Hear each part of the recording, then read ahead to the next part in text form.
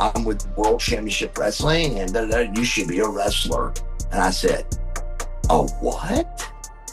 And she was a pro wrestler. And I said, wait a minute, you mean like, and I hate to be honest about what I'm getting ready to say, but because when I hear what I'm getting ready to say, I get so angry. I get so angry at it. But I said,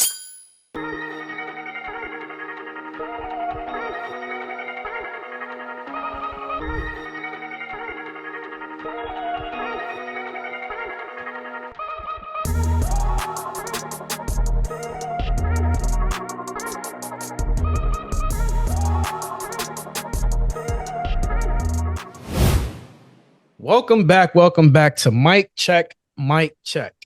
Today, you know what? Scratch that.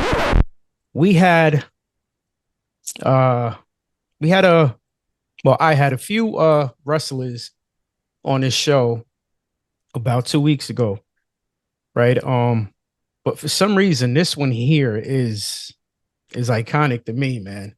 I just can't wait to dive into your life story, WCW, WWE, WWF. This here should be your intro, right? So here we go. Had the muscles, the mirror, the attitude, and more baby oil than a tanning salon in the 90s. Whether he was throwing down in a ring or flexing his way into your memory, this man is the embodiment of buff and tough. From WCW to NWO, he's been through it all. Put your hands together, hide your girlfriend, and welcome the original Buff Daddy, Marcus Buff Bagwell.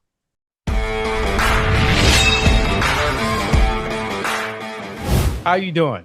I'm doing great, brother. I'm doing great. That's awesome. My first question would be, what got you into professional wrestling? So, and I grew up, a lot of people start their stories with a horrible story of, I was broke and my family was broke and God, we were suffering, man. My childhood was incredible. My parents were filthy rich. We were millionaires.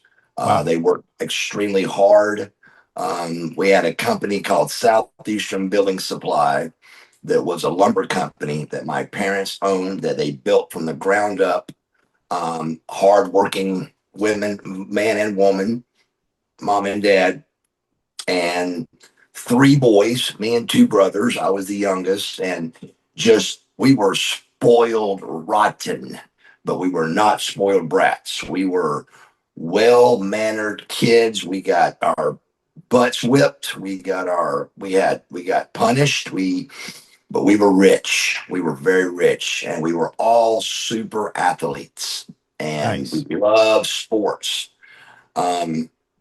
So from a very young age, I was a sports freak, and so were my brothers. And it was always a competition going on somewhere. But from a very young age, probably 12, 10, 11, 12 was boxing. And I was the Golden Glove state champion boxer of Georgia at 12 years old. I won that. And then I was 60. I think my record was like 60-2. And then I went from that to, I was going to go into the next year of boxing, and boxing went from weight to age. And my age, I was small for my age, and I started getting beat up. And so I was going to take a year off and come back, and football, baseball, and high school happened, and it was done. Boxing was done, but had a great, wonderful time at it. Really loved it. I think it set me up for what was coming with wrestling, to be tough. So I was a very tough kid from a young age, from being a baby to 2 older brothers and being a boxer. We were a tough, physical, athletic family. And so from there, it was, high school ball and all that. But so we were very rich growing up all the way through this. Well, my senior year, my parents were going broke. The lumber company, there was like some kind of, in the country, there was some kind of thing going on where people were not doing well. Um, Right. and I remember like a, what do you call it? Like a, what's it? Recession. Like a recession. Very good. There. Thank you. Like a recession of some sort. I remember that. And president, my dad complaining about it. I remember. But at the same time, my mom had done some things that she shouldn't have done. And she hid it from my father. And I remember vividly that my father could have put two or three bankers in prison, but he would have had to put my mom in prison too. Right. Right. And so that wasn't going to happen, of course. So they just tried to save, they tried to save it. They tried to save the lumber company, and they put the house, everything in the thing. They put everything into the mortgage. And the house I grew up in was you know, today probably a $2 million home. Tennis. We had in the '80s, brother. In the late '70s, early '80s, we had tennis courts on our property. Wow. So when kids would come over, we would just go outside and play tennis, or we could go out back and get in the batting cage. We had a full batting cage, brother. Jeez. It was crazy. Holy. Wow. You know, the big giant one Donkey Kong Junior machine. Mm-hmm. Mm-hmm. Now one of those big ones has 30 games in it. But back then there was Possibly more. possibly more. Back then there was one. It was Donkey Kong Jr. Well, we had Donkey Kong Jr. in our playroom, and we had Miss Pac-Man in our playroom. It was crazy, brother. I mean, kids came over. No, we didn't spend the night off anywhere. Everybody spent the night at our house because there wasn't nothing to do. I mean, we had a swimming pool that we kept open year round. We had a heater in our swimming pool, so we would swim it year round. So Wow. it was just a wonderful, wonderful, wonderful childhood, brother. If it cranked and ran, we had it. Motorcycle, go karts, dune buggies. There was a machine. If you Google it, it was Honda that made it, and it was called an Odyssey. It was a dune buggy for a kid. It was the coolest thing you've ever seen, and I had one. It was unbelievable. We had an acre pond in our front yard that we fished in. I mean, it's unbelievable what we had the childhood, and in the midst of all this, we loved sports. So all of that is coming to an end. And my dad flips. No drugs, no alcohol involved. He flips. And when the store isn't making it, mom and dad start fighting, and Yeah. I end up shooting my father with a gun. He's beating her up one day, and words were exchanged, and he pulls a gun on me, and boom, I shoot him. Move out of the house, all that, and finally I come back, and that's when the journey kind of started with what I'm going to do with my life. Is when I moved out, was what am I going to do? And I got into massage therapy.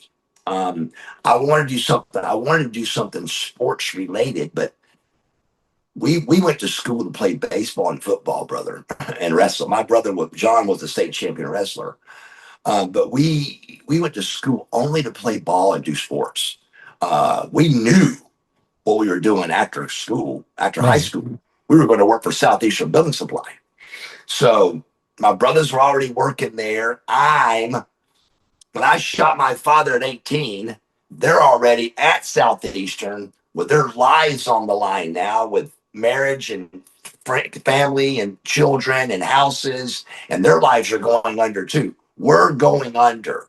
So my dad comes in and buys my oldest brother before the gunshot. My dad buys my brother a gym. He buys my middle brother a drywall company, and he gets me into massage therapy, $10,000. I didn't know what else to do. It's the only thing. It was partly their idea. It was mostly their idea. My mom. It was my mom's idea, and it was a way I could start making money pretty quick Right. with a possible career. And massage therapy is part of sports medicine. It's we took a full college prep anatomy physiology course in massage therapy school, the Atlanta School of Massage.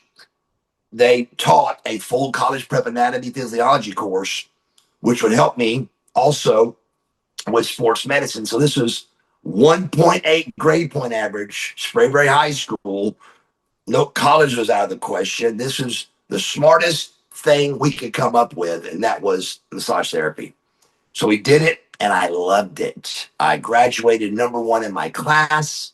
I really loved it, man. It was like I was into bodybuilding, and here I am, a massage therapist, and I looked fit, and I was a good-looking kid, and it was going to work. This is going to Yeah. work. I'm looking at other people that look kind of men massage therapists that looked a little sickly and kind of pale, and they had sandals on and piece shirts, and it was just very opposite of what I was used to. But I was me, and these guys were making money, man. So I thought I'm going to make a killing at this, and I was wrong. I get a job, and the number one massage company in the nation was called Sports. I always say Sports Authority, Sports something, and I sometimes forget this one, but it's Sports Medicine or Sports. I can't remember. It'll come to me in a minute, but it was a company called Sports something, and they were all to do with the athletic clubs, which is the big money of Atlanta. For more like a massage therapist ain't gonna be at Gold's Gym, Right. but a Right. massage therapist is gonna be at the Buckhead Athletic Club. So this was a company that went to Corporate Sports was the name of the company. And Corporate Sports hired me, and you had a beeper, and they would beep you to come to the massages at these athletic clubs. And they were beautiful, and they were rich people that could afford, and they were older people that would do massages more often and stuff. So I go into my first little beeper, and I go in for my first massage, and the lady walks in. She looks at me, and without a word being spoken, she turns and walks out. And I said, ma'am, well, ma'am, where are you going? She goes, there's no way I'm letting you massage me. And I go, well, what are you talking about? She goes, and from that point on, I mean, as soon as she said that, I didn't know it then, but that was the beginning of the end of this. I just didn't know it.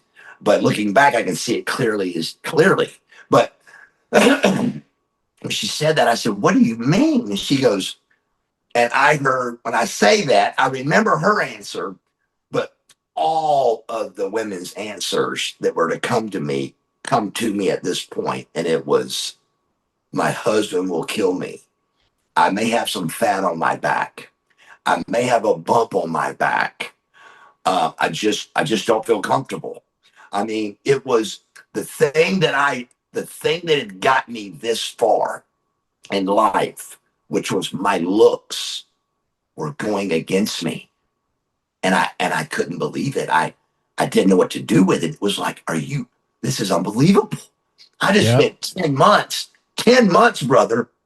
I mean, I'm talking 8 to 5 for 10 months of a hard thing to do. And I graduate high, and I'm excited. And it's $10,000 that we spent on this. And that was a long time ago, $10,000. And Yeah. Back then, um 10,000 was oof, other, a whole lot. so absolutely. So I was depressed. I of course, did all I could do. I tried to save it. I tried to save it. So what I came up with was I would massage women's shoulders while they were getting manicures. Okay. And it worked in that salon. But I was going to have to go to every salon, and it was going to be a lot. And I was really down about it, man. And I went to the pool one day just to lay out and chill out and try to figure something out. And at that pool, Missy Hyatt saw me. And that night, I just remember seeing a really pretty blonde at the pool that day. And that night, I came back to my, you didn't see that many, bombshell blondes walking around at the pool at an apartment complex in the afternoon. So I noticed her, but that was about it. I was married, and I come back to my room, and that night, knock at the door. I look out the eye hole, and it's this bombshell blonde knocking on my door. And so I look over at my wife. I said, "It's that girl I was telling you about." I open the door, and it's Missy. She was, "Hey, I'm Missy Hyatt. I'm with World Championship Wrestling, and you should be a wrestler." And I said, "A what?" And she was a pro wrestler. And I said, "Wait a minute, you mean like?" And I hate to be honest about what I'm getting ready to say, but because when I hear what I'm getting ready to say, I get so angry. I get so angry at it. But I said what I hate hearing. And I said, "Wait a minute, you mean like TV wrestling? You mean like that fake thing those guys do? And you mean like, oh, you mean like Ric Flair and that Dusty Rhodes guy?" And it was yes, yes, yes. And I go, "Those guys don't make any money." And she said, "Our lowest paid guy makes $100,000 a year." Oh yeah. And I said, "Tell me more. Sign me up. Sign me up." Now, it seems awful easy. And brother, really, to be honest, it was easy for me. But it seems like it was 5 years, bro, before I made it. But really, I've had to do this math a couple of times, brother. But from graduating high school to my WCW contract is 3 years, buddy. Wow. And I did massage therapy for a year. So, brother, that's a pretty big. That's a fast track to WCW. Oh That's yes. a fast track, brother. And a lot of guys didn't like me for that. Oh yes. They thought it didn't pay my dues and all that. So here I am. Missy leaves that apartment. 1504 was my apartment room number, and Missy's was 1505. She was right across the hall from me. And we became great friends with Missy, and Missy dated a bunch of my good looking buddies and bodybuilder buddies, and we became good friends. And I am on the track to being a pro wrestler. So on that track, I went to the WCW warehouse. There was no WCW school yet. Wrestling wasn't cool enough for that yet. It was Right. Right. Wrestling was still taboo, brother. It was nobody knew how to become a wrestler. But Misty knew, and there was a warehouse in Atlanta, south of Atlanta, in Griffin, Georgia, where she sent me to see Buddy Lee Parker and Jody Hamilton. I went to this, excuse me. I went to this warehouse, and in this warehouse is about 10 guys, nobody athletic looking, but Kevin Nash is there. Oof. And me and Kevin are friends. Oh, you Um, knew Kevin before. well, Okay. not like buddies, but Kevin bounced at all the cool clubs. Kevin's 10 years older than me, but keep in mind I was a really mature kid. So I'm going to all the nightclubs that he works at. I'm going as an attendant. I'm going as a patron, to the Cheetah, to the titty bars, to the clubs, to all the places that Right. Kevin is a bartender. I mean, a bouncer at. Bouncer, correct. Yeah. Kevin is the coolest. Kevin is Patrick Swayze in Roadhouse, Jeez. except he looks the part.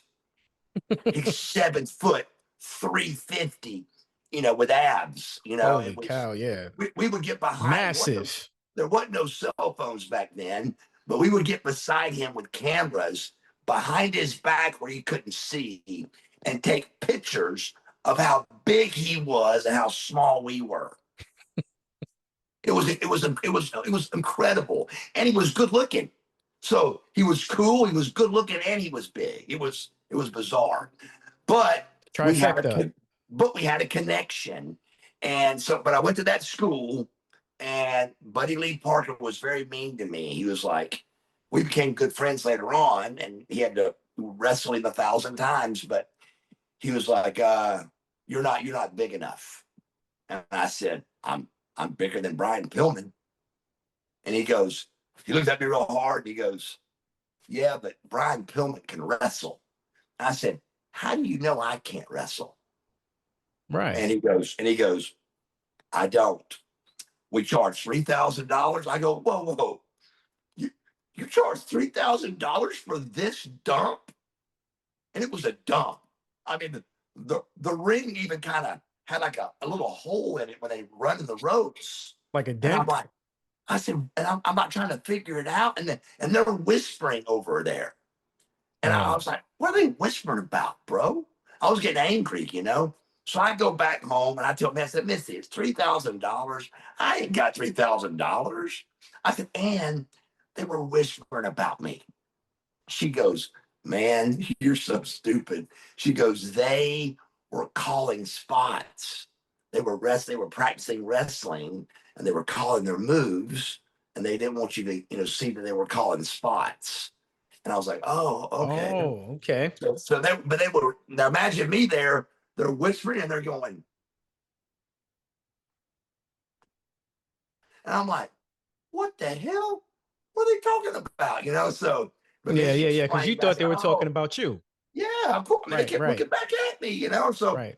but come to find out, no. So then I start getting trained. She finds a guy named Steve the Brawler Lawler that trains me for $1,500. And all he does is about three training things, and they throw me and they make me the world champion. But so we get excited. I'm going to my first practice to be a pro wrestler. Marcus Alexander Bagwell is going to be a pro wrestler. And my family throws a party when I get back from it. I get back from the first event of practicing to be a pro wrestler, my very first night. I get home and I tell everybody at the party, I'm never going back. We had to set this ring up. We had to get in it for 2 hours and get beat up. And we had to tear the ring back down. Oh no. Because it's a place that was a place we had to tear it down because it was a company. They And I they they, said, they rented that place. yes. Okay. It was called the Auction Barn. A guy named Gordon. My memory is really good long term, but Gordon Clemens was a guy that owned this red barn, and it was called the Auction Barn. And if you ever look back at the fabulous Fabian wrestling for North Georgia Wrestling, it would half of them would be in the Auction Barn. They just Wow. pulled a black curtain, would go around to hide all of the stuff that was getting auctioned. They set up about 20 chairs and they put a camera on and they called it North Georgia Wrestling. Van Hammer, Disco Inferno, Scotty Riggs, Glacier, Raven comes out of this group, brother. Raven. Wow. Yes, we Yeah, yeah, all yeah, were yeah. North Wow. Georgia Wrestling. And from North Georgia Wrestling, it went to Global. But anyway, I come home from the practice and I said, this is crazy. I've never championship boxer, football, baseball, wrestling, tough kid. This was out of my league, brother. I one thing that was going against me, Michael, was I also could see what their format was, like how their schedules for WCW was. And they were wrestling 5 times a week. And I couldn't put my head to what I just went through and doing that 5 times a 5 times. week. Yep. I said, brother, I said, that's not possible. It's not possible to do what I just did. So I wasn't going back. I was hurt. I was beat up. I felt like it was the first 3 a day football practice is what I felt like. Jeez. Wow. Yeah. No, tough. But for some reason, brother, and I really don't know, I really don't know. I really do not remember this. I went back. I think because I just had no other options. I was, 20 years old and I was broke, and trying to figure it out. So I went Well, you back. went from this lavish, right? Let's just say lavish lifestyle, right? Correct. That's exactly what it Um, was.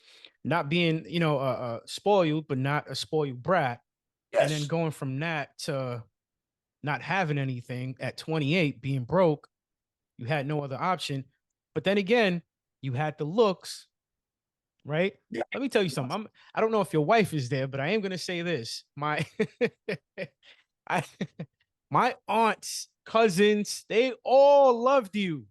Like they Yes. listen, they if they were here today, oh my God. So Hey, Stacy, it I'm was sorry, Buff. Stacy. It was Buff. It was the stuff, and it was the girls. Can't get enough, brother. It was a, it Holy was a, cow. It was, let me it was, it was, tell it was a you. lot of fun. Well, listen to me. That's part that'll come into this conversation and quickly. But this right here, when I started, so when I finally he finally backed off me and goes, Yeah. "Let brother," he goes, you've got this. You've got what it takes to make it here. And when he showed me what he needed to show me, it kind of made me mad. He beat me up for 3 days. But it was back then you had to earn it, man. You had to break, you had to earn this thing, man. It was something they didn't, they didn't just hand over, Yeah. they Something not make given to sure you, you were but earned. serious. You had to earn it. So I was really on my track, man. I was excited and started doing it, but man, it was a long time before I could figure it out, brother. It was really a journey of you know getting in the car after my matches with my wife and going, "Am I really that bad?" And she would go, "Yes, yes, it's embarrassing to watch." And I was like, "I know what." But this is a kid that could do everything, brother. I Yeah. was good at everything I did. And I was horrible at this. And I couldn't wrap my head around it. And I went for a year like that, a year of trying to figure it out. And I went to the first day of Global Wrestling Federation, ESPN. And I'd gotten pretty good at being horrible. Okay. If that's a thing, that's what I felt like I was doing. I Right. get Right. to Global and I walk in and I see the baby faces and the heels talking in the locker room. And I Hmm. go, wait a second. I go, y'all can talk before you go out there? And they said, yeah. And in my mind, I said, I got this. I can do this. My match from the match before I went to Global and that very first match with Barry Horowitz as the handsome stranger was a 1 million difference of a wrestler. I Wow. I got it. A big light bulb went off. Brother, nobody taught us that way. We had to lock up with dead silence and 12 people there call a match. Okay, I'm gonna give you a tackle, drop down, hip top. It was awful, awful, but we got pretty good at I'm gonna give you a tackle drop. And we got better and better at that to where when it came a time to be able to talk for a few minutes before going out, oh man, Yeah. I was on fire, bro. Oh So yeah. I got really good really fast, and I had better talent guys with me, but it was off and running from there, brother. Well, you have more guidance too, right? Yeah. That's guide, right? Yes. So yeah, absolutely, absolutely. Wow. That's wow. That's pretty that's a lot. Yeah, it is.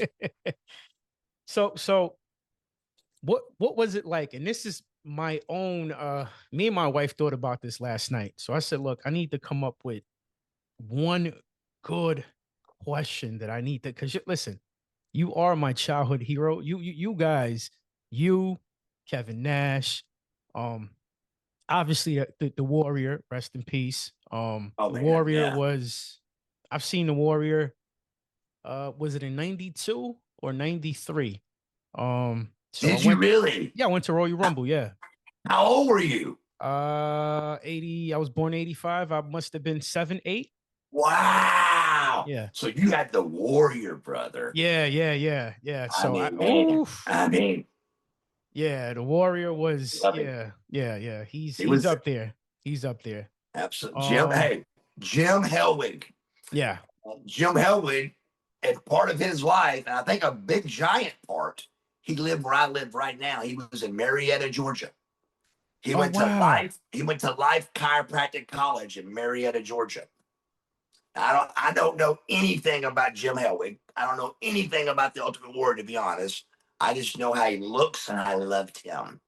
Yeah, he was But great. that's all I know. But him and Sting were big buddies, and but me and Sting didn't talk hardly anything about him at all. They fell out a long time ago, and really that's really all I kind of heard. And Sting didn't want to talk about it See, much. So that was my next question, right? What yeah, was it like working with legends like Sting, Lex Luger, and Scott Steiner? I mean, think about it. So out of the gate, again, I just told you I went from being horrible to pretty good in a couple of months, brother. It wasn't 3 months that I feel like I was getting a hang of this that WCW called. And it was Magnum TA, and he called me up and he said, "Hey, this is Magnum." And I said, Magnum, "Magnum? really? Listen," I said, "Magnum who?" Because I didn't really, I wasn't a wrestling fan. It didn't And register. and that's a big deal to say too, because I got a lot of heat for that. Lex Luger was not a wrestling fan. Sting was not a wrestling fan. Marcus Bagwell was not a wrestling fan. The majority, a high majority of all pro wrestlers were fanatic wrestling fans growing up. Birthday parties, Halloween, they dress as their favorite character. Not many guys make it to pro wrestling truly not being a childhood wrestling fan, and I was not. I watched on TV, but after about 12 or 13, I didn't watch anymore, and so I wasn't a fan, and that gets heat in a locker room because them boys were all fans, Right.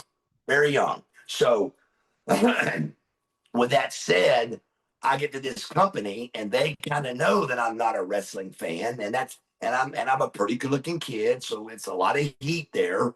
Missy really helped me with getting ready for that.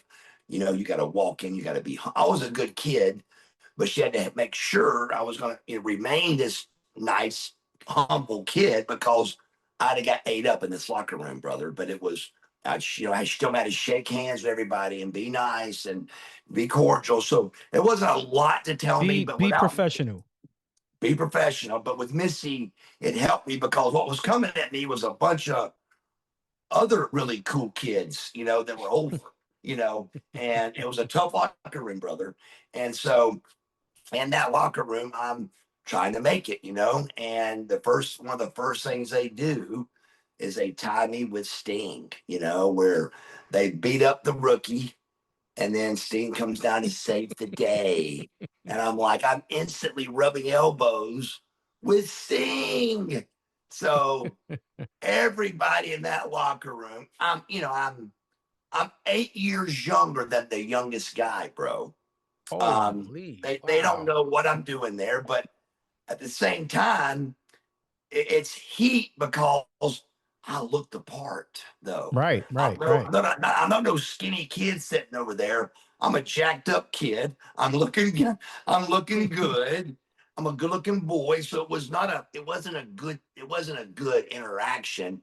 But Sting took me under his belt instantly, and all the boys gave him a hard time. Like, what are you doing riding with him? What, Oh you know, no. he's a he's too young. All the negative stuff that good looking guys get said about him, they were all thrown at me, and all the ugliness. And but still, Sting saw Mark Bagwell, and we became great friends. And then it wasn't too long before I remember Sting coming to my house one day, and I think the Steiners probably hated me the worst. And Really? yeah, Man. early Which on, one? Both of them or I think Rick for sure hated my guts because Rick was a country boy, and he was in shape a long time ago, but Rick kind of got out of shape later as it went. But Scotty was still in shape and oh, trying to be in Big shape. Papa So Pump. Yeah, yeah, yeah, yeah. right, so Yeah. not many people could stand beside Big Papa Pump, You can. but I could, and it was close. But I could hang. I could hang with Scott Steiner. Absolutely. Same And tier. so Rick was always rough on me and stuff. And then one day Sting came over to play basketball at my house. And on my, used to have a message machine at your house for your home phone, your your recorder. You call the machine, hi, this is Mark, leave a Yeah, message. with the little cassettes. Yeah, but it was a pretty big machine, with the little cassettes. Hmm. So on that machine, both Steiners on two different phone calls were on my recording. And Sting said, was that both Steiners on your recording? And I said, yeah. He goes, wow. He goes, they hated your guts. And I said, brother, we ride motorcycles all the time. So it just, all the boys overlooked the age and got to really meet Mark Bagwell and Yep, know yep. Mark Bagwell. And it was just 11 years of the best life I've ever had in my life. It was a lot of fun and just a really good time, real lot That of is fun. great. I mean, I can see it in your face, right? Even talking about it, you get Oh, so it was you're It just was yeah. wonderful to be I able to see it. rubbing elbows with Sting instantly was a big part of my career, brother. It really got me started, and then I was able just to kind of build on that, and get better and better. Have you seen and not to bring this topic up because it's very sensitive, right? But have you seen Lex Luger lately? I see Lex a lot. He's in a wheelchair. I don't know why. I wish I could find Oh, out, but I think he's probably going through something. I'm not too sure, but well, sad. this is actually a very old thing, Michael, that we're talking about. He's been injured for a long time, but he's in a really great place. Don't be down about this. Lex Luger is doing phenomenal. I see a 300-pound guy with abs at 170 pounds in a wheelchair, and I'm devastated. But Lex Luger is one of the most godliest, wholesome. He is full of energy. He can walk a little, but he does the wheelchair because he's not sure when his walk will go out. And when it goes out, he falls all the way to the ground, Oh no. and it's real ugly. So he just, instead of having that, he don't know when that's going to come. So Right. Diamond Dallas Page is working with him to try to build that up and get better at that. But he had what was called a spinal stroke. Oh my Yeah. God. And from that, he was totally paralyzed. And they got, with surgeries and hip replacements and all kind of stuff, they got him to where he was mobile more. And he's been in this battle for guys, probably been 15 years. I cried. Oh yeah, oh bro, I've cried with him several times, but he is really to see the true total package. Lex Luger was the incredible total package. He, I'm crying he was now. tall. He was tall. He was big. for him to be able to humble himself, to wheel around in a wheelchair, all of us thought that he was not going to make this. He was going to kill himself or something bad was going to happen. But he found God, buddy, and it was something special. I mean, he is a true Christian believer, and yes, sir, and so am I. I mean, it starts with I've got 3 years of sobriety, Yeah. and in that 3 years, in this order, it's what's able that to happen, and that is God, my girlfriend Stacy, and myself. In that order, I've been able to put together a 3 year stint of sobriety and happier than I've ever been in my entire life. God Wow. is God is number one, buddy. Amen. Amen. Yes. Just to give you a quick insider, right? I was, I have a I'm talking to you in a soft tone, but I was actually a gang member. Well, I can see you definitely got some swag to you. So I didn't know your story, but I knew you. Yeah, Yeah, yeah, a yeah, gang little. member for 25 years. Wow. I How did you became dodge the How'd you dodge the jail thing, brother? uh believe it or not, so I became a leader, right? For this one gang, which is known all over the world. Uh, I'm not and again, guys, I'm and I want to say this to the public, right? I'm not, you know, letting my childhood hero and possibly good friend Buff Bagwell know this about me to to make me seem like I am a tough guy, because I'm not. I left that alone years ago, guys. But I just want him to know a little bit of my backstory. And yeah, I became a leader, and What was I, that with your gang? the name the name was well, obviously there's a lot of them in Atlanta, right? So you have the Bloods and the Crips. Right So I was a Crip. now, does that mean you're red or blue? Blue. So Crips were blue. Correct, yeah. And the Okay. Bloods are red. Yep. So Wow.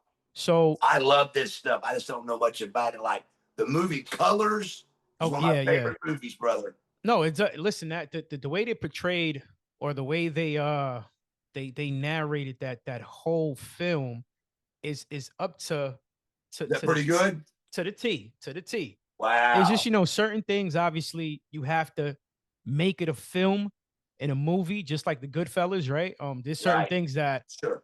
because I met a few folks from that era, from the Goodfellas era, like the real people, and they, some of them say yes is up to par, but there's certain things that is completely false. But I became a leader, and you know, uh, uh, I did that for over 20 years, and I never used my power for evil. Right? Does that make Wow. sense? Okay. Well, no, it don't, because you always think that. Like I'm blown away as you're talking how you're not in prison. How Yeah. so? Please tell me So more. so so I had we have something in common, right? The looks. Yes, of course. So I used my looks to it was it my looks opened, and like it opened a portal, and I felt like I had the world in the palm of my hands. For 6 straight years, the world, I had it like this. I was just looking at the globe and just talking to it, right? Hey, I want this girl in Chicago somewhere. I was going to get her. Right. Uh, this female in Cali, in Cali, and you name it, in every Was it this car too? Was it this house? Was absolutely, it that big? absolutely, yes, Right. absolutely. It was one of those, right? And you know, just to sum it all up, I've never used my power for evil, meaning that even then, I used to hang out with my enemies, right? Which doesn't make sense to a lot of people, but No. I had, and I still do. I have that influence where, you know, uh, I'm just a cool kid. I'm just a cool guy, and people can relate to my past, and I'm very humorous, even though I haven't showed it yet. But I'm just an overall cool guy, and I think that's what attracts me to people. Sure.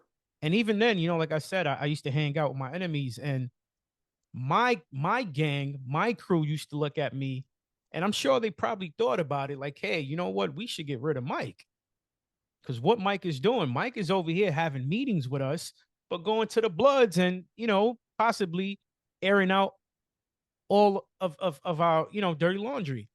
Right. But in fact, it never happened. And obviously I'm still here. And I think that's why, right? And I'm gonna fast forward 2 years ago, right? I've always knew the Lord, right? God, but I never like I didn't have a relationship with him, right? There you go. So I caught Crohn's disease 2 years ago. Wow. It was bad. I lost 35 to 40 pounds in a That's week. a big, I have one friend that go through that. That's a big deal. That stomach thing, you can't eat in Yep. your, I lost 40 pounds in a week. wow. In a week. So Whoa. I either thought two things.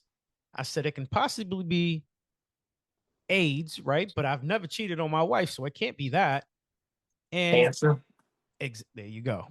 So I went to 6, 7 different doctors, and no one couldn't figure it out because my blood work came back okay. Right. And I go to the gastro. That was my last option. And they did the endoscopy and And colonoscopy. then they did Yeah, the other, yeah, then they did the other yeah, one. yeah. Which yeah, is not.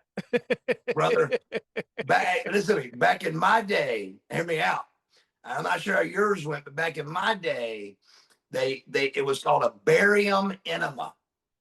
And they had to pump the enema up your butt. Your anus, And yeah. it gave you the oh my God cramps you get on the toilet. For 20 minutes, you got to go through this as they pump air and barium up so they can get an x-ray of what's going on. And it's brutal. I did that at 18 because I had something that was going on stomach wise at 18. Ended up being a bacteria in drinking water I got, but I was throwing up and couldn't, and diarrhea, and couldn't figure out what was going on. But that barium enema thing's no joke, brother. So Yeah, yeah, yeah, yeah. that's a And lot. he diagnosed me with Crohn's. Right. That same night, I'm in the shower, and I'm letting the water hit me, and I'm like, hey, you know what? This is it for me. So I need you to reveal yourself like now, right? If you're real, I need you to reveal yourself now. And that's exactly what he did. And that was 2 years ago. What did he do? So he came to me in visions, dreams. He gave me revelation. I thought I was going crazy. I thought I was going insane. Really? Yeah, yeah, yeah. So he really came to you. Oh, absolutely, 1000%. Wow. No I one love on it. this planet, on this earth, Show me.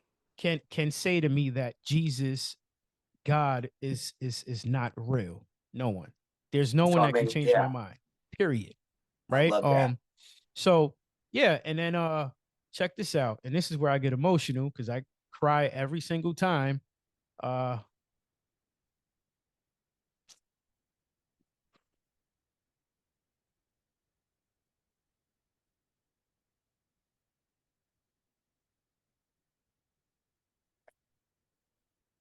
Sorry. You're good. You're good, brother. I go to the This doctor. is so this is 2 years ago. Okay. I go to the doctor and he checks. He does a full-blown checkup. And he says, I don't know what you did, but you don't have anything. Whoa, brother. I dare somebody to tell you that Jesus isn't real. Wow. So I mean, so you don't even take medication for your Crohn's anymore. nope. Wow, brother. Don't eat right. I mean, that's incredible. Wow. You eat right. Yeah, your diet and everything. You're good with your diet and Yes, stuff. absolutely, absolutely. Wow. I mean, What I got a friend that really suffers with this disease. He's had it for years. I say suffers. He's got a handle on it now, but it's still a toilet needs to be close. it's I mean, tough. it's a tough disease, brother.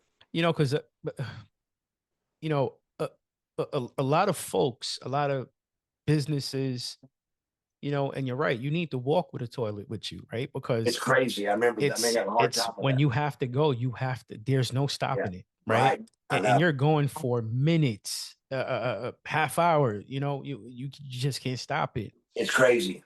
And that is because your intestines get so inflamed that whatever you ate is going right through you.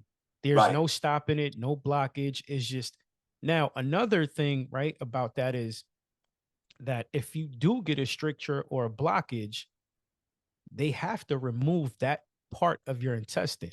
Yes. And what happens next is that you're going to have to walk around with a bag, Yes. right? And there's times where they have to remove the entirety of your intestines, right? And you got a bag hanging off, brother. For life, Ever. right? Yeah. For life. And yeah, exactly. Oh, And there's brother. nothing wrong with that, right? I mean, hey, if I have to go through it, no It is problem. what it is, It right? is what it is. But the bad thing about that is that you really, really like if you didn't have OCD back then, you need it now, right? Because you have to clean it every so often. It's just your life just changed completely, Oh, right? complete change, brother. So, but yeah, 2 years ago, yeah. So now I'm here. Now, Wow. I have What a a great wife. story. I have a wife, 2 kids. I have a 4-year-old boy, a 1-year-old girl, and I've been married for 7 years. And I've been with my wife for 13 years now. So, Wow. you know, Great story, brother. Love and it. talking to Buff Bagwell, who would have thought? Yes. Whoever thought that?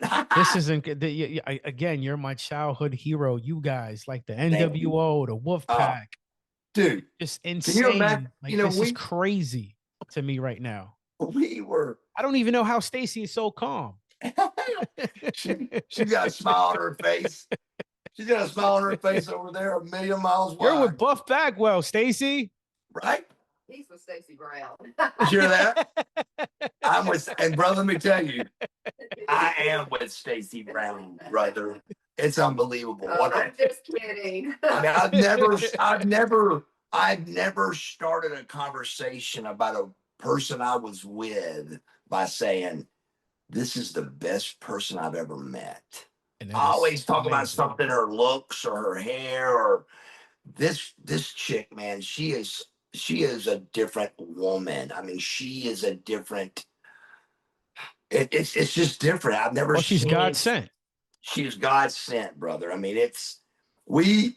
I would recommend this for every person in the world, except it's not possible. What happened between me and Stacy? It truly isn't possible. The human being, as a human being, you're not going to do what I'm getting ready to tell you you need to do. It's just not possible. But we did it, and you'll hear why it's not possible. Because I met Stacy outside of DDP, it's DDPY, Diamond Dallas Page Yoga in Smyrna, Georgia. I was coming in because, Dallas is what got me sober and got me on the right track. And so I'm going to DDP to do my work and trying to get back bookings and stuff, get my life started again. Stacy was a DDPY girl from the very beginning. She was part of DDPY, Diamond Dallas Page Yoga at the beginning. She was like, she even worked for Dallas for a while and was assistants and was a really big part of DDPY. Well, she was coming out of a class and I was going in to work and we saw each other and we knew each other from my brother was good friends with her ex-husband. And Okay. but we didn't know each other well. I'd met her one time at a bank she worked at, is all that she remembered. And I didn't even remember that, but it was just very vague. But in that one conversation, we talked for 2 hours, standing Wow. in a parking lot. I was on crutches. December. Let's see, November. So it was August. I got out of rehab September. So October, November, 2 months out of rehab. I'm standing on two crutches outside DDPY, and we talked for 2 hours. I walk into DDPY and I said, "What is her name and what is her number?" And hey, from that from that break off, not seeing each other, we wouldn't see each other again for 3 months. Oof. It's not possible. The only reason it was possible for us to do it was Stacy had something come up in her life where two little like BB things came up on her nose, and she thought it was cancer, or so she go to the doctor trying to figure it out. But it was a very attractive woman, has these two little BBs on the tip of her nose.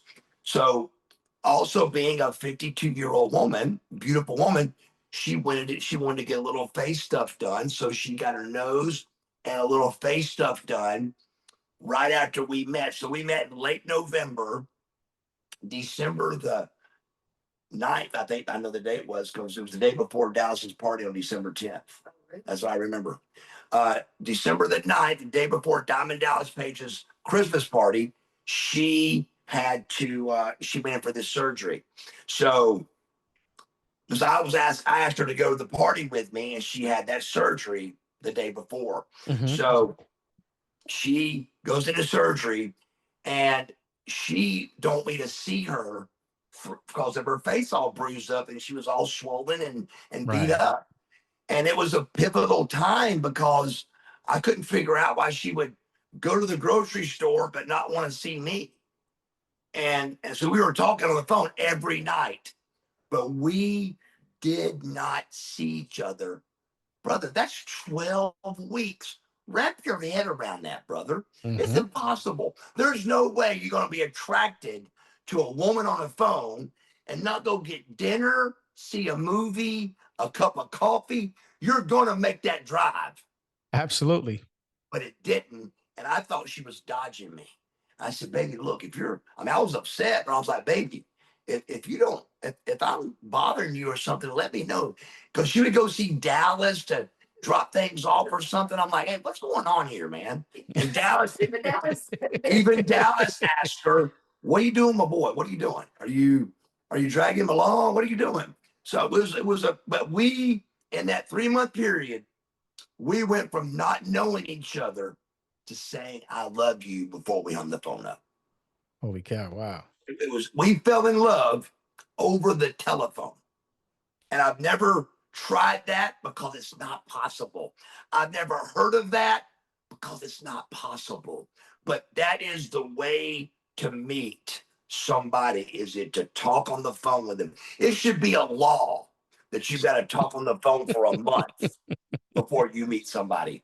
But it's not going to happen because you can't do it. You're going to drive over, she's going to drive to you. You're going to be physical in some way before a month. And 3 months, we didn't see each other. It's crazy. But Holy cow. I love her more than anything I've ever loved in my entire life. More than wrestling? 10 times more. Woo. Brother, you hear that, Stacy? Brother, I'm telling you, man. This is we have something, Michael, that That's great. we don't even want to tell. Like, I feel like if we told people our story, they either A, wouldn't believe us, or they'd be depressed. Because Right. we got something special, brother, that she didn't know was out there at 52 years old. And at 52 years old, I didn't know it was out there. We've Right. got something that we didn't know was out there, brother. I'm not kidding. It's crazy. Wow, that's so great. It's Wow. special. God sent, right? God sent, brother. How did joining the NWO change your career? How did it do what to my career? Change your career.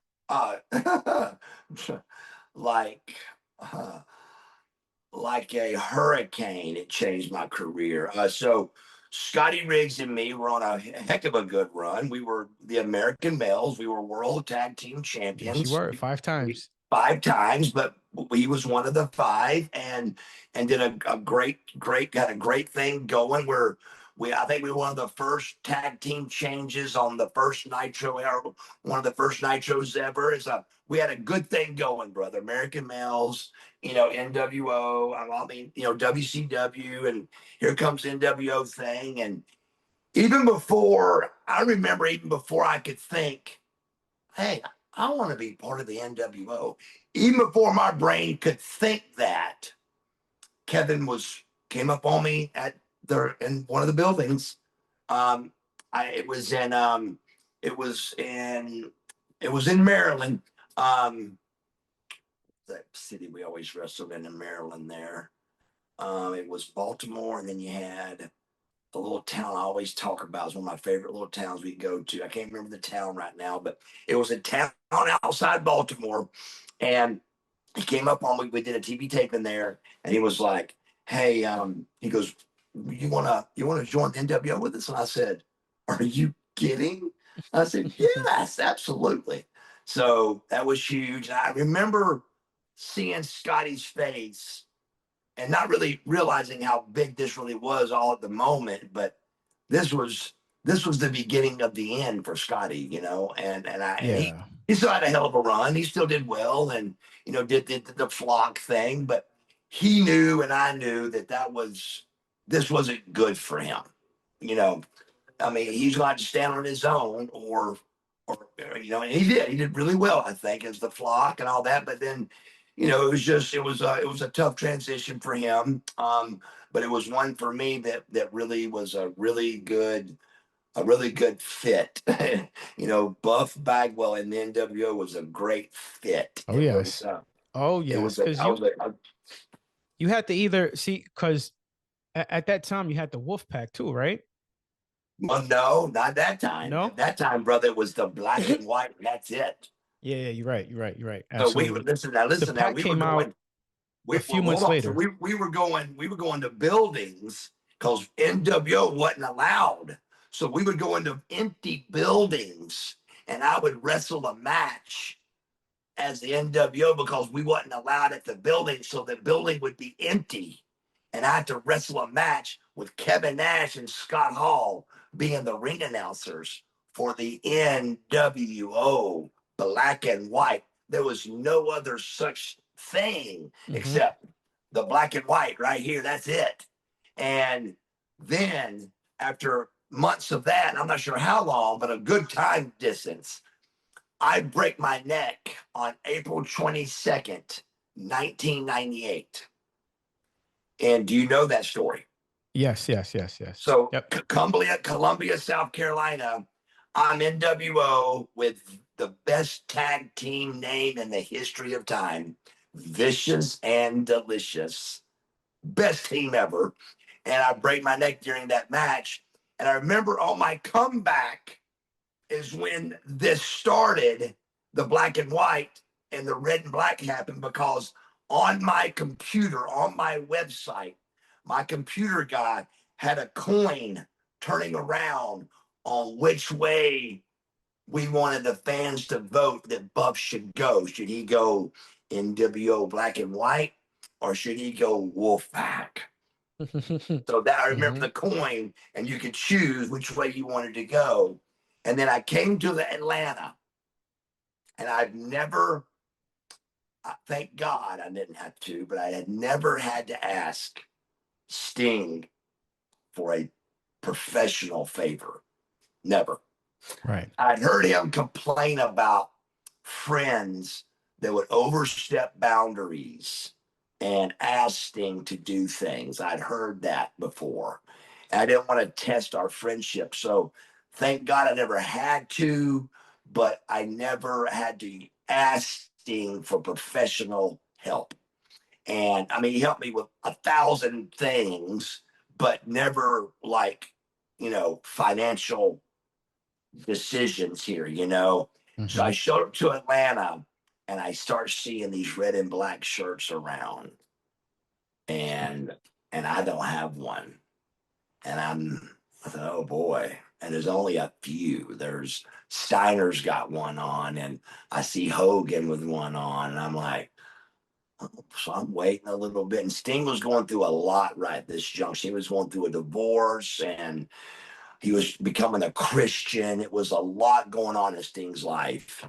And he came in the locker room and I said, Steve, I said, I've never asked you nothing like this before, brother. I said, but I need I see a lot of red and black NWO shirts going around, and I don't have one. I said, I got a little weird feeling.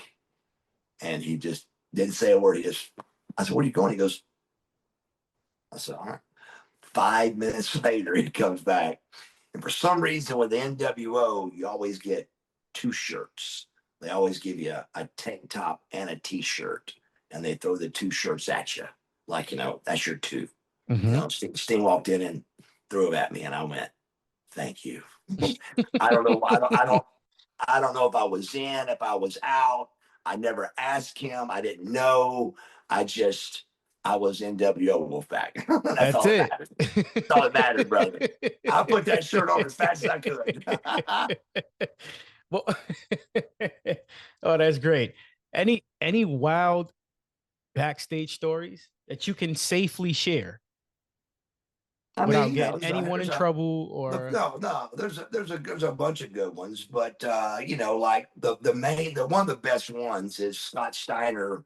We're in Richmond, Virginia, and me and Lex, we were totally Buff was our tag team name. Me and oh yeah. Lex are together, and we're getting ready to cut a live interview on Monday Night Nitro, a live interview, and Scotty is in it. We're making fun of Bill Goldberg's book or something because we're getting ready to wrestle Bill, and It was like a skit? a skit. Okay. We're getting ready to cut a promo, and Scotty was in it too to cut a promo about somebody else. It was Scotty, Lex, and me cutting a promo on live Monday Night Nitro, and we see a commotion going on. We got a minute before we're on. And they're like, a minute, guys. I was like, okay. All of a sudden, a commotion. And we're looking, and it's Scott Steiner trying to rip Diamond Dallas Page's eyeball out. They had gotten an argument. Scotty had gone out and Wow. Scotty had gone out and Scotty had gone out and dogged out Kimberly some kind of way verbally Holy. on the mic. And when he came down the go position, Dallas was there, and Dallas tore into him. And Dallas was holding his own, but they broke it up, and he almost got to Dallas's eyeball and almost ripped it out. And then from that, we're like 15, 14, 13. And then Steiner puts his head thing on and chain and action. And Scotty goes into his interview. I'm like, how did he pull that off? So we did a live interview after he just about ripped Dallas's eyeball out. So yeah. Oh my God. That's a Let real me good ask you one, this, man. right? Why do you think WCW eventually failed? Well, I watched the show.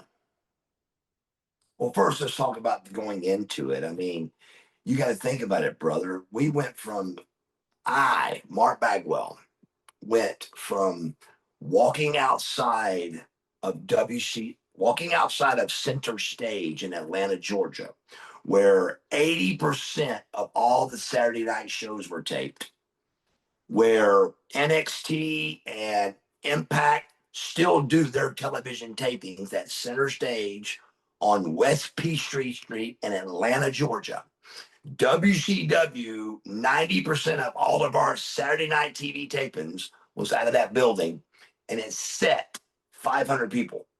So WCW couldn't fill 500 people to do a television taping, my brother.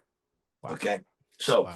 but Marcus Bagwell is outside on the street with a guy named Chip Burnham trying to sell tickets to come in, trying to give away 500 tickets to have people in there. Chip Burnham had to hire two people, a man and a woman, that had their teeth. So when we go in and out of commercial break, we had an attractive person for the camera to go in and out of commercial break, brother. So, and they got paid $75 each. I remember the price. So WCW went from that to we were putting them out of business, bro. They had a fake Vince McMahon and the WWF had a fake Kevin Nash and a fake Scott Hall, brother. Think about this. It's over. We beat them for 83 weeks. Anybody that don't know what 83 weeks is, let me say that correctly. 83 consecutive weeks. We beat them. It's over. We are beating the WWF and they're going out of business. Yep. But we know that that's bad. This ain't good. This ain't good news for wrestlers. You've got to have competition. McDonald's needs a Burger King. Absolutely. Burger King needs a Wendy's. Competition brings money. And they're without the WWF, without one or the other, it's not going to make it. Wrestling, they don't got to pay us this money. There's got to be competition. It would last for a bit, but then it would fail eventually. It would fail eventually. Who's going to be the quarterback? So we went from that, literally getting off private jets, because 83 weeks is a year and a half, brother. Mm-hmm. Consecutive. That's a long time, man. That's a long time. It's a very long time. It's over. Well, going into that, going into that, we show up to TV taping and WWF trucks are there. And Monday Night Nitro, Panama City, and all the kind of late guys are pulling up the same time, Goldberg and Nash and me and Luger and Sting. And I happen to notice it first. I go, what are the WWF traders doing here? And buddy, not a word was mentioned. Not another word was said. Everybody just started walking and they all just separated. I went with Luger, but everybody separated and went to whoever they go to find out what's going on. Right. And as the visual I had was people were crying, and Janie Engel, which was one of the number one secretaries for Eric Bischoff, she was crying, and people are getting pictures with Ric Flair and the belt, and it just was a very sad looking situation. And before you could wrap your head around what was going on, somebody comes out and goes, "Hey, we got a meeting with Shane McMahon in this room right here." So everybody that was employed by WCW, wrestlers, referees, secretaries, go into one room, one big room. And Shane walked in and said, "We're going to keep some wrestlers. We're going to fire some wrestlers. We're going to keep some referees. We're going to fire some referees. We're going to keep some staff. We're going to fire some staff. Right. Good luck. Good luck." Oh, no. And about half the crowd clapped. I looked over at Luger, and Luger didn't move, so I didn't either. I didn't clap, and about half the people did, half didn't. And it was like kind of like that kind of a clap anyway. But it was weird and very depressing. Well, we're allowed to leave, and I'm not on the show. Lex isn't on the show. And I'm like, wow, So I go to my car. I get a handful of pills in my hand, and right before I throw them in my mouth, I see Lex Luger running, which Lex didn't run ever. And I was like, whoa, that's big. So I get out of the car. What's wrong? What's wrong? He goes, "We're on the show." And I've said this about 5 times in my life, exactly like I'm telling you. I did an interview that night for that night. Me and Lex did an interview. I don't know if it got on the show. I never saw this, but I know that me and Lex did an interview. It's called a pre-tape. You do an interview before the show that they put in the show. Mm-hmm. And I don't know I can't tell you, I don't remember what it was about. I don't know anything except we did it. And so I go back to the car, then I swallow the pills, and I'm driving home. On the drive home, my dad calls my cell phone and he goes, "Where you at?" And I said, "I'm heading home, man." And he goes, "I don't know what this means, but he said, "But Vince said your name." And I said, "What?" And he goes, yeah, he goes, Vince McMahon said your name. And so I would come to find out over the next couple of weeks that that was giant, like big stars that know Vince McMahon were telling me that that was huge. He mentioned 5 names, and I can't remember exactly who, but I think it was Sting, Ric Flair, uh, Lex, Goldberg, and me. I was one of the 5 names that Vince McMahon mentioned, and not me saying it, people telling me it got the second biggest pop. Wow. And to all the people telling me that knew, like a Lex and a Sting and a Nash, this was huge. Right. But Right. that's the only good news I got. The rest was, the Shane Helms But thing we whatever got. happened with the pills you chugged? Are you okay? Oh yeah, I wasn't. It was a normal, Oh, okay, you know, okay. I thought you just a meant like couple. the whole Yeah, bottle. no, like the pills was just like a Okay. cigarette, Right. Right. Right. Right. taking a few pills and not to try to escape, Right. Right. just Right. a couple somas or something, a beer, and I'm heading home, But the pills were just a party, not nothing else. What was So yeah, what was the toughest part of your recovery? which of my like addiction. Yeah, yeah, like not yeah, physically but mentally. Like yeah, you're as far as yeah that goes, addiction. What was the toughest Um, part? this part, man, I think that toughest part. Wow, that's a great question. I've never been asked what the toughest part was. Um, just I think just to know that I mean, just the overall fact of you can't, you're not drinking anymore. You're not. I mean, taking a pill and drinking a beer. Just imagine a chain smoker. That's what this wasn't quite as bad. Cut a chain smoker in half, and that's what a pillhead does. So every time I feel a little bit whatever, it's a couple of pills on a beer.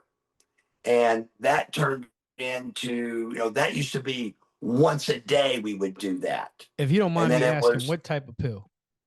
I don't mind at all. It was Lord Tab and Soma was 95% of all the pill intake that we would do.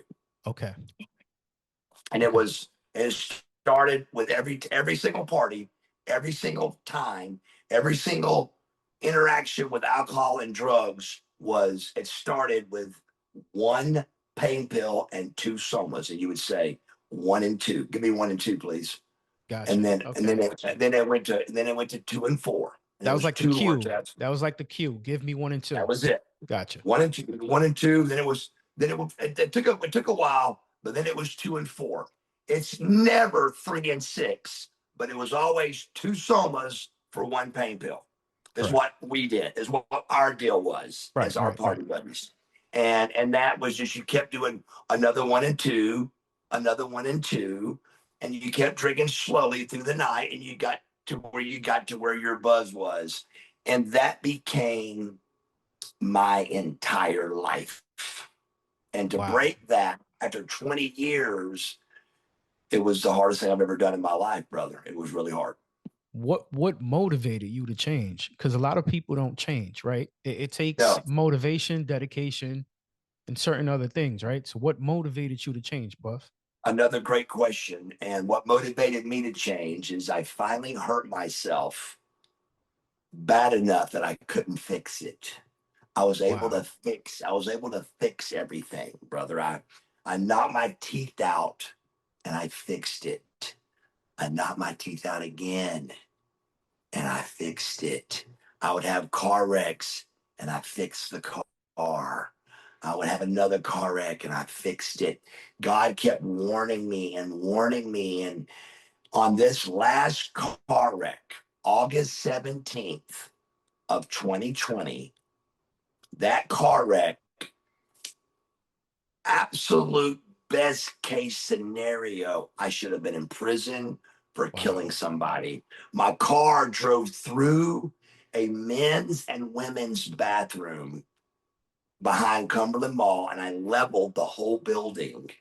So for me not to Wow. get killed or kill somebody else, how there was nobody in that bathroom, it just blows my mind, brother. But thank God there wasn't. But from that, and it wasn't instant, but from that, I had a knee injury that was never going to be fixed. I crippled myself. And I was so angry that I crippled myself that I was either going to get deeper into my addiction or I was going to come out of it.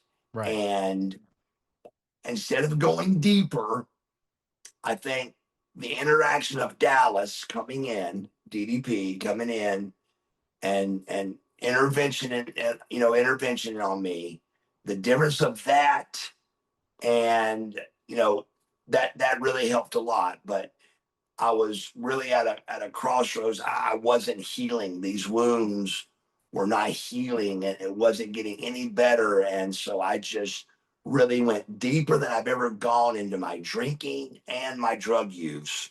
And I was isolating. I never used to isolate. I was just staying in my house and staying, messed up. And Right. Right. Dallas came in and he did a show called Change or Die that I think the world will see coming up. It'll be on Netflix before it's over, and it's a really good show. That was that me and Butterbean and three other just people that were involved. It was five people in one house living together, and it was called Change or Die. And it was a guy that was a kid that weighed 500 pounds trying to lose weight. Butterbean was coming off of where he couldn't even stand up straight. I was coming off this car wreck. It was five people that needed to change their lives or they were going to die. Right. And it was a great show, but it's trying to Dallas is trying to get that out there to Netflix. But during that, I was trying to get sober, and that's where Dallas got involved. And then Dallas finally interventioned on me and said, "Hey, you're going to rehab," and that was August the 26th that I went to rehab. And so my first day of sobriety is August 27th of 2022. Oh, that is great. That is great. Shout out Yeah, to DDP. Did anyone absolutely. else surprise you by giving you, or did anyone else from the business show some support, or Yeah, just absolutely. DDP? Absolutely. Sting was involved a lot. Okay. Lex was involved a lot with it. I mean, these guys were we that was the party crew, brother. It was me and Right. Sting and Right. Lex. We took the same amount of pills, we drank the same amount of alcohol. That was the click. And then Sting, a year or two ahead of me and Lex, came to us and said, "I got a problem." And we like looked down on Sting. We were like, "You do? You're you're drinking in the daytime? Oh my God." And we couldn't Yeah. believe he was doing this. And Hmm. little did we know, we were right behind him, brother. It was leading But we towards didn't, that path. Yep. yeah, but we didn't know it yet. He was the first one to say, "I'm done." We remember, this is really sad, but he gave us his pills, and me and Lex were excited that we could split his pills up. Holy cow. Yeah, Wow. it was that bad, brother. It had us. It had us. But it had all of us. Wow. But Sting was the first one to break off and start trying to find God. And me and I already felt like I knew God, but I was swallowing pills and drinking beer trying to find him. Yeah. Yeah. Yeah. Wow. Doing the wrong thing. Absolutely. Absolutely. But you can't. I mean, Absolutely. yeah, you can't. Don't No, blame yourself.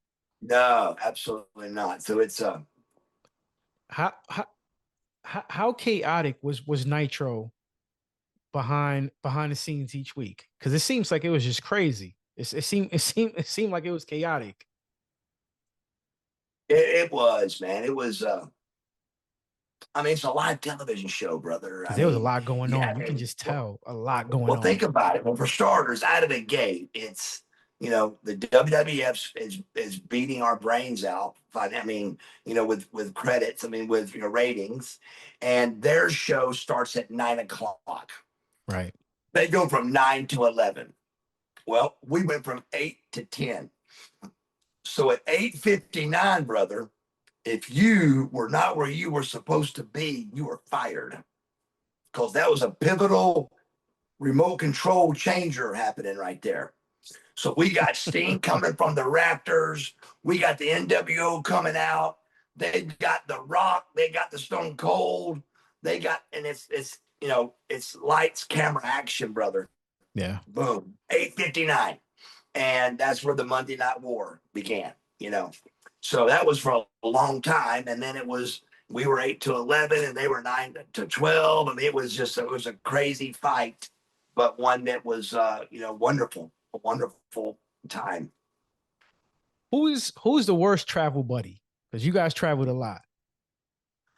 I don't know that one because whoever was, you wasn't around them long.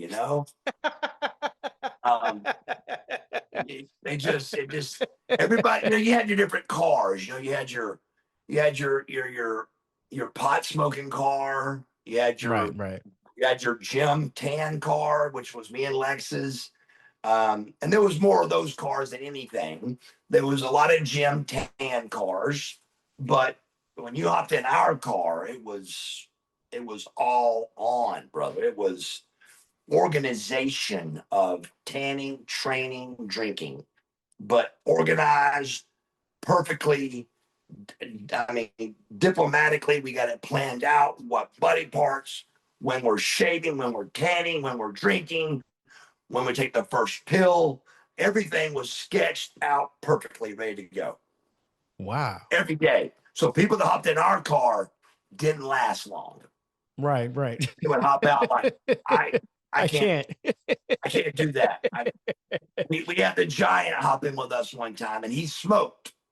And Lex allowed him to get in the car with us, but he had to go train with us. He lasted the longest, but he's the only one that lasted the longest. I mean, me and Luger, brother, and you can ask Sting. Sting too was involved in this, but we did workouts to where if you didn't get the right amount of reps, we stood up and you got an open hand slap across the face. I mean, brother, this was no joke. We were going to be the best pro wrestlers ever, and we were going to look the best. Lex reminded me often that we were the 1 percentile, and we were the 1 percentile. We were in the 1 percentile of the way we looked, Absolutely. and we remained there for a long time. Oh, yeah. And Lex was adamant. I mean, he was the engine, brother. He was. I can't tell you the times we're coming in for landing, and me hoping he was just going to keep sitting there, and he would get up to get his rip fuel out and get ready for the workout. And I'm like, how does he do this? How? 10 years older than me, brother. And I'm going, please sit down, please sit down. And I'm acting like I'm asleep. I'm acting like I'm asleep in first class. I'm like, oh my God, here he comes. He wakes me up. I go, please, Lex, let's still work out. Please. He said, get up. Then you'll get that slap across your face. Oh, you get that slap across your face, brother. It was wonderful. I loved it. What city show Buff the most love? All of them? First, all of them were really good, but we had some favorites. But this one this stood out for sure, right? Well, it's the one that stands out the most is because they hated me the most. Mm-hmm. Baltimore, Maryland hated Marcus Alexander Bagwell. But brother, let me tell you, they loved Buff Bagwell. Brother, I'm telling you, I think that's why I remember it so much, is because Baltimore was a really big town for WCW, a real big town for us. So we went there a lot, and we got a lot of good people that would show up there. So I remember getting booed a lot there. So of course I remember getting cheered there. It was like, are they cheering me? So one of the very first house shows we did with no TV cameras was the Baltimore Arena in Baltimore, Maryland. And I remember Sting. I remember the boys knew that I had something before I knew I had something cool. Right. So Sting got all the guys to come watch my match with me and Norton as vicious and delicious in the ring. And all the boys, I mean, from Jim Duggan to Rick Rudes to Stingers to Kurt Hennings, they're watching through the curtain at Buff Bagwell. And they're like, so I don't really, I mean, I know they're watching, so I'm doing it up, you know. And I get to the back and I'm seeing all my peers just like, man, that's incredible, man. What made you think of that? And that was hilarious, man. And all of a sudden Sting goes, man, that dance you do, brother. And I went, what dance? He goes, you know, the thing you did. And I said, no, I don't know. So I had to go to Diamond Dallas Page, use a video all the house shows so he could get better at it, what he did. And I went and looked at that and saw Yep. and I had to watch it to see what I did and reenact it because it just came from nowhere. It just happened, you know. I just came up and did it crazy, you know? And it worked, you know. Oh yeah. So, oh crazy. yeah, that was his signature. Yeah, it worked. Yes. It worked. Complete. Yeah, yeah, absolutely. Did you ever get into it with anyone backstage, like physical altercation, or no? You know, there was the WWF thing with Shane Helms, you know, but Okay. that was it. Yeah. Okay. That Okay. was it. Okay. There was, you know, I had a good rapport with all the boys. You know, we were really a tight fit crew. The WCW guys were. We were all friends, man. You know. Which is great. Yeah, it Awesome. was. It was. Yeah, that's great. Who surprised you the most? Maybe someone you expected to dislike but ended up respecting. That's a good question. Again, we were all pretty good, you know, like you know, Kurt Hennig was a little bit of a surprise for me. I thought he Mr. would Perfect? Mr. Perfect, Kurt and me were much better friends than I thought we were going to be. I thought he would be a little more WWF and I'm Mr. Perfect. I really thought I misjudged him. I mean, Kurt Hennig was one of the coolest guys ever. God rest his Wow. soul. He was really a cool guy. And I had I was very well. I mean, it was unbelievable. They gave me the chance, the opportunity to to go over him, you know, and at a Monday Night Nitro, I remember apologizing to him about it and saying, I'm sorry, you know, brother. And he goes, oh, brother, he goes, this is life. And I think it's great. And, you know, congratulations and let's do it well. You Yeah, know, he so passed away years ago, right? I yeah, can't remember when, but yeah, yeah. Mr. Perfect. it was drug related, brother. I hate it. Yeah, yeah, I yeah. hate it. I have this segment here, right? I made up last night just for you, and it's called Buff Ridiculousness, right? Okay. If Buff Bagwell was a fast food meal, what would be in it? If I was a fast food meal, Correct. What would be in it? what would be in it? That's a good question. I never had that one. My favorite, I say I got a meal for everywhere I go. Okay. Like if I go to Cracker Barrel, I got a meal. I don't look at the menu. If I go to wherever I go, I usually got a meal. That's a sandwich. Yeah. How about a knuckle sandwich? A knuckle sandwich. But really, my go-to fast food it's always been, you know, a double cheeseburger, brother. But I get two double cheeseburgers with no onions, a large fry, and two chocolate chip cookies from McDonald's is a quick go-to fast food. Yeah, quick fix. But Buff Bagwell in the day was on a diet where he 6 days a week ate as much carbs as possible. Like, you know, like everything's got carbs in it, even Absolutely. broccoli. But broccoli is fibrous carbs. So you can eat a bucket of that and then not put nothing on you. But like as zero carbs as you can, as zero complex carbs as you can for 6 days. And then one day a week, you eat whatever you want. And as soon as that 24-hour period was up, you go right back to no carbs. To that strict diet. That was Buff Bagwell's diet for 30 years, you know. Wow. Yeah. If you and Scott Steiner opened a gym together, what would it be called? That's a good one. I'm hitting you with good ones today. Yeah, you are. You really are. I never heard of them before.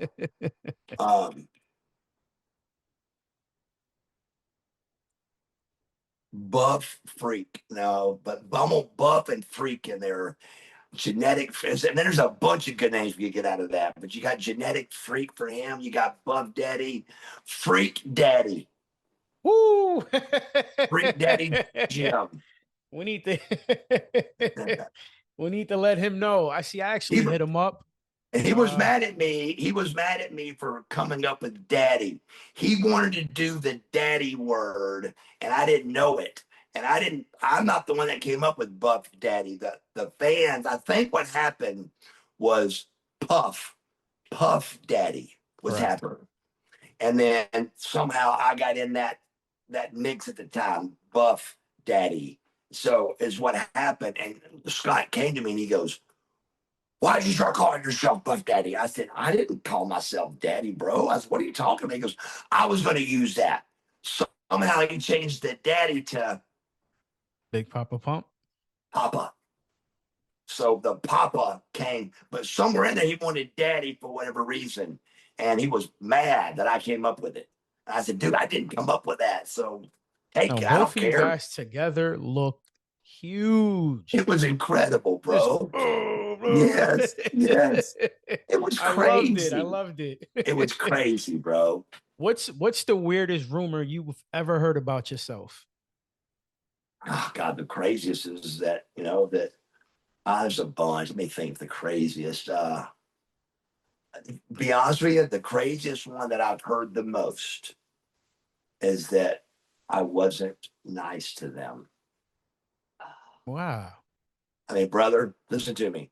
If I had not a penny, but if I had $1 every time I've heard, brother, you're not what I thought I've heard about you.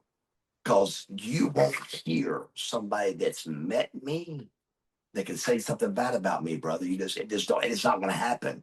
So for it to happen as much as it did, it just blew my mind, bro. It blows my mind that anybody could say, but what I never heard of a guy that said, "I talked to Buff Bagwell and man, he was mean to me." It just isn't out there, brother.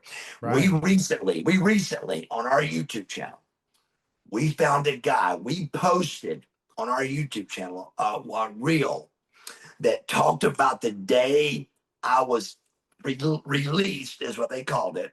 I was released from the WWF, WWE, the day I was released, and I left out of the building with tears in my eyes.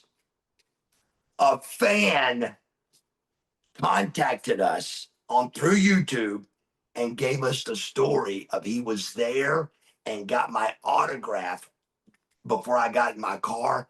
And he didn't know that I was fired. He didn't know I had been released.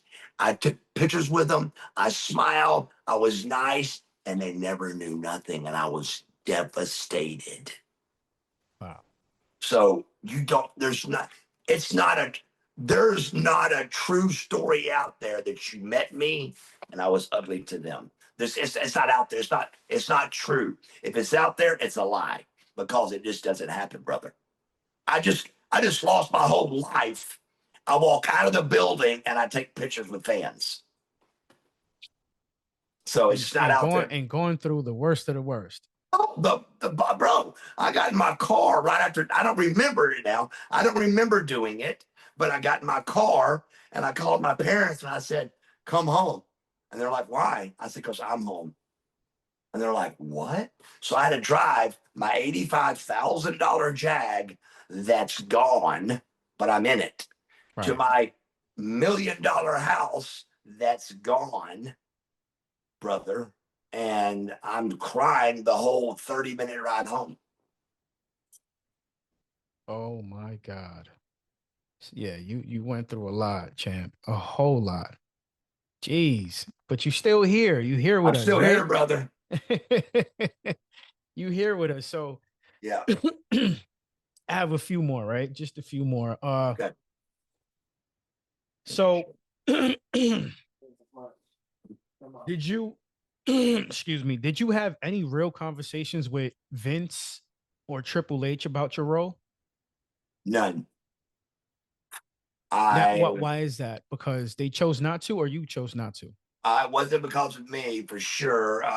My interaction with all of it was I went to school for 4 or 5 days that they asked me to go learn the ring. I did that. Never saw Triple or Vince during that. I think I've talked to Vince McMahon maybe twice ever. And I don't think I talked to Triple at all during that. Wow. I just did what I was told, and just it just didn't happen. Have they contacted you to, like, just make an appearance or like a guest No, appearance? No? no, no. I really hope and pray that I am under that umbrella. I want to say that I'm with the WWE. I want to be in the WWE universe, I'd love to be part of their Legends deal and do whatever I can to be a WWE guy. I want to be that. And down deep in my stomach, I feel I will, but I don't know. I just hope and pray. Right, right. Yeah, but it has to start with someone reaching out, right? Well, no, I think it's got to start with what I'm doing. It's got to start with, for 20 years, brother, they were hearing and seeing a lot of horrible stuff on me. So, Gotcha, gotcha. so now they've only seen, 2.5 years, 3 years. That's not very much. Even though it's a huge for me and a big change, and I'm excited and happy. I don't think it's enough for them. Right, right, right. So this What is what what really happened with Buff and Booker T? What really the happened with that? What really went the down backstage? if you really had me and Booker right here beside you, this is exactly we'd have the exact same story. First of all, me and Booker, I, I don't. I mean, I think he would say this, but I know this is my answer for this for sure. Is me and Booker's chemistry in the ring was phenomenal. Was phenomenal. Um, we really had great chemistry together. I mean, we always, through all the tag teams, we wrestled them every time. With me and Too Cold, we had the Harlem Heat. With me Oh and yeah. the Patriot, we were Hmm. against the Harlem Heat. With me and Scotty Riggs, we were against Harlem Heat. So we were against Harlem Heat the whole time.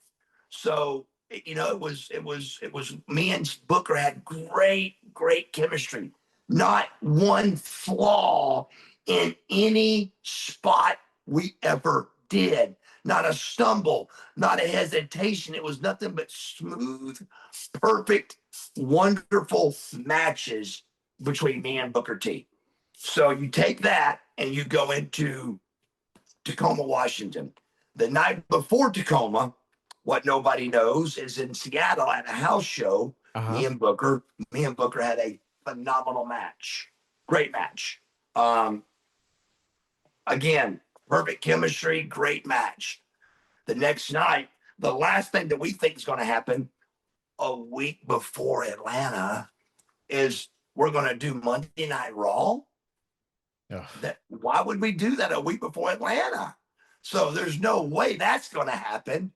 Oh, wait a minute. Yes, it is. So we knew right there that that was bad.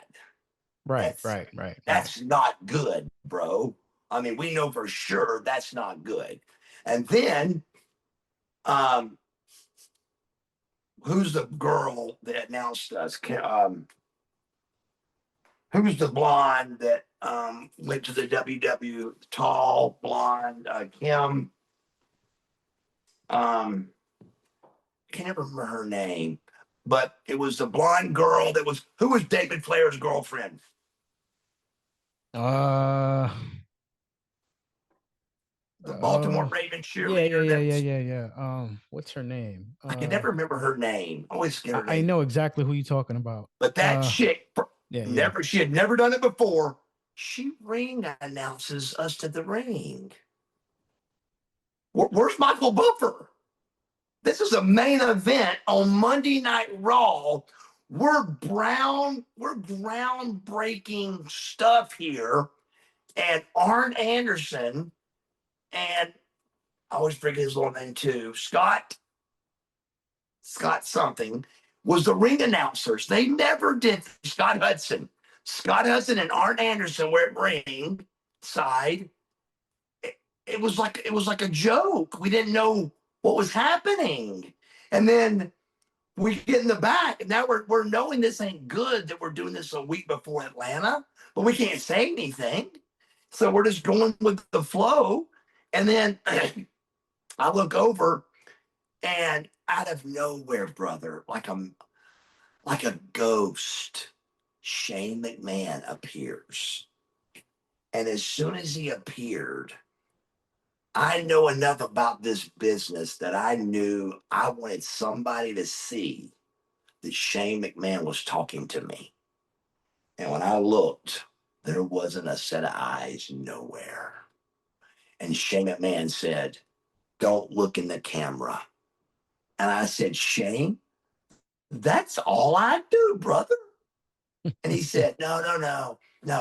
If you look in the camera, you're fired. And I said, "Yes, sir." Now, what I didn't know is Booker sitting right here would say they went to him and told him not to shake nobody's hands before he got in the ring. So I don't know. I don't know. Right. All these answers, I don't know the answers. Just I just know what confusion. they told us. They just told us. So we get in the ring. We do the match. Again, how anybody could call that a bad match. They can say it's a bad match, but a match to say that I got fired over it or released over it is not correct. There wasn't one stumble.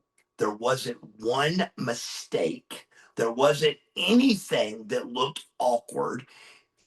You may not think it was a good match to your assessment, but there was no mistakes. You can't get fired because the match wasn't storyline good. Right. I was watching the match yesterday.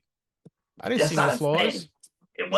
Again, it being a bad match, that would be somebody's opinion, and it wasn't my. I didn't think it was a good match, but to say it was a bad match, to say it was a match that you got fired from, is a lie. It's a lie, brother. If that was the case, I saw 3 people that should have been fired last night.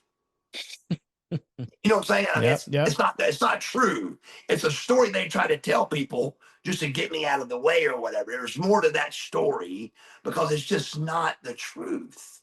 So, and again, if it was a bad match, I'd be the first one to say, "Hey, man, look right here. I mean, oh my God, that was look at that. Oh, how embarrassing." Yeah, it's not a good match, but it's not a match you get fired over. It's not that. Right. And how do you fire a person for one bad match in 10 years? I don't understand how you do that, but that's what they told people, and that's what people believed. And it blows my mind, but that's it. So we get to the back after that match, and me and Booker were talking about, because we felt that it wasn't good. It didn't flow well. It was missing something, all the things. And we started kind of arguing about it. And I was like, "Look, Book, you're the one that came up with that spot. And well, you were dragging." I said I was dragging. I blew up. I got nervous. I'm sorry. As we start to bicker about the match a little, Johnny Ace says, "Stop. It's our fault." And we're like, "What?" And he goes, "Listen," he goes, "Pat Patterson does the main events for the WWF. Every main event, he does the finish. He thought I was coming to you guys to go over the finish. I thought Pat Patterson was coming to you guys to go over the finish. Instead, Nobody came to us to go over the finish. Nobody. So we both were like, oh, thank you. All we were told is that Stone Cold came up to us and goes, hey, during your comeback, Buff, me and Kurt are going to hit the ring. We're going to beat up Booker. You join in with us.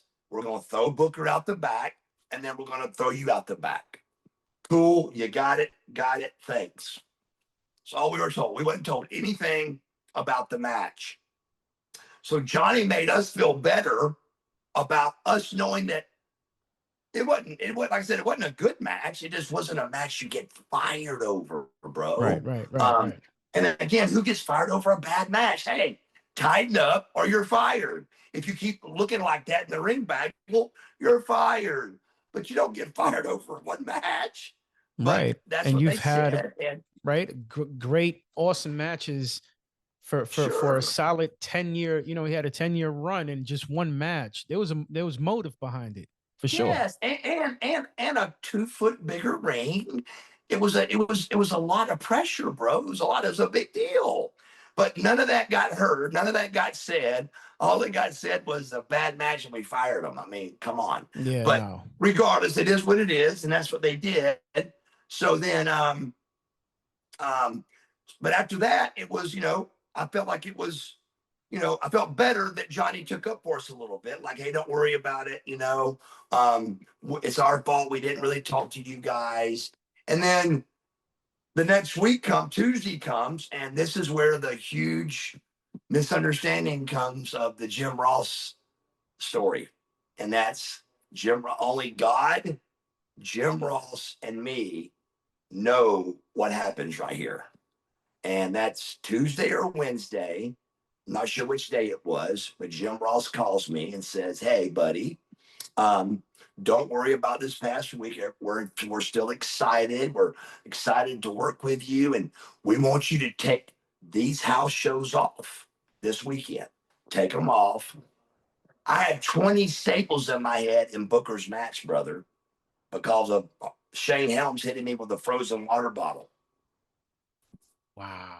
Do you know that story? No. Wow. So, no, that's crazy. Yeah. So I thought you knew that. So during the training down at the ring to get used to the 20-foot ring, Right. me and Shane Helms had an argument. And he ends up hitting me when I wasn't looking with a frozen water bottle that caused 20 staples in my head. So I wrestled with Booker T. Okay. I wrestled with Booker T on, just kind of be as quiet as you guys can for a second. I'll be done in a minute. Right? Yeah, I just. Okay. My Nana is getting ready to come in a few minutes. So um so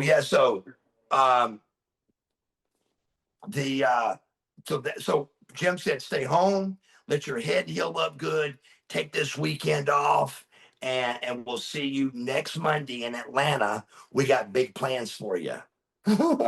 Well, that got turned around that my mother called and said, I don't want to come. Who cancels in their first week of the WWF? Yep. Nobody does. But they said my mother called, and that's where that lie started. That was a lie. It didn't happen. And I've asked Jim to come on my YouTube channel and go over that phone call with me, and it'll probably never happen, of course, because all he can look is bad. It's not true. It didn't happen that way. Oh, I don't think he's with the WWE anymore, right? I know. So I personally asked him to do Right. this. I said, look, bro, let's talk about it. It'll get good ratings and the people can hear what really happened. I don't mind that you were told to do it, but let's just get the story out there. Let's talk about it. Right. And I think it'll be fair. No, he doesn't want to. I don't think he'll do it with me. I don't think, but I'm asking him to do it, and it's out there. It's on the table at least. Wow. So from there, I show up in Atlanta, and they didn't fire me. They called it releasing me, and I raised my hand and I said, Vince, what is the difference of firing and releasing? And they had an answer. And they said, well, if we fire you, we can't bring you back. We got to redo your contract. If we release you, we can bring you back in 3 months. That's what I heard. Bring you back in 3 months. And I held on to that. I knew it wasn't true, but and that's what they do. They're good at what they do, brother. They got me out of that room and they got me out of that building, and that was it. It was over. And I knew it, but what do you say? Nothing you can't say. You just Right. I even was weirded out. I said, what do y'all want to do when I start getting my bags? Well, the boys are gonna ask me where I'm going. They go, it's okay, it's okay. I said, no, Johnny, it's not okay. It's gonna be weird. They're gonna be like, where are you going, Bagwell? But they just said, just do it. So I start getting my bags, trying to do it discreetly. And of course, all the guys, where are you going? Where are you going? I'm like, I'll be back in a second. Try not to cry. And I'll leave the building. I'm like, this is happening, bro. It was crazy. I have these two last questions, right? Okay. Top 5 greatest wrestlers of all time. Ric Flair. No specific order, but yeah, no order to this, but Flair, Stone Cold, The Rock, Shawn Michaels.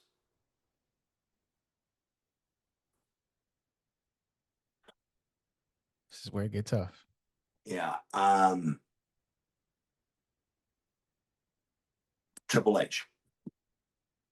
Oh, nice. Yeah. That's a good 5. Wow, that's a great 5. Yeah. Greatest match you've ever had. Because that was the worst, right? According to the people. According to the people, sure. So I would say one of the best would be with Booker T sometime, believe it or not. But I think the best matches I ever had was with me and Two Cold Scorpio against the Nasty Boys. wow. Great matches. Nasty Boys. Great matches. Oh my gosh. Great matches. Are they still alive? Or yes. Are they? Yeah. I just did a big fundraiser for Brian Knobs almost getting his foot amputated. So yeah. Okay, I do want to say this, Buff, right? Right. And I don't want you to take it offensively because right? People only hear like the first part, and then once I say the second part, okay. Right. So to me, and I say this to every guest, right?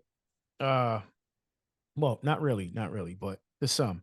But to me, what's more important for me is having a relationship with you than this podcast, right? So if you was to ask me, how did it go? I'll say great, awesome, loved it, right? Possibly my best guess, correct? But what's more important for me is let's forget about the podcast. I can care less about it. What I care about is your friendship, right? So you can, you can call me whenever. I mean, we exchange phone numbers, but I just want to let it out there, right? You can call me, you can text me whenever, no problem. Yes. I am here for you. I'm sure that I can learn a lot from you, obviously, but I think you can learn a lot from me as well, right? And absolutely. You have a friend on the East Coast. I'm from New York originally, but I live in Jersey. Yeah. And again, this is the start of a friendship, and absolutely. And what's greater than speaking to one of your childhood heroes, right? and for him to say that to me, it's just unbelievable. Like, hey, Mike, why not? That's just crazy. No, absolutely, bro. This has been brother. We just talked for 2 hours, brother. Absolutely. And that's over 2 hours. And that's incredible. And I want to thank you. You did a great job. I'm always a phone call away. I appreciate your time. The podcast was great, but we got a friendship here, and know that you can call me anytime, and I appreciate it, bro. Thank you so much for the podcast. I had a great time. Thank you, Buff. All right, my brother. This is Buff Bagwell, my childhood hero.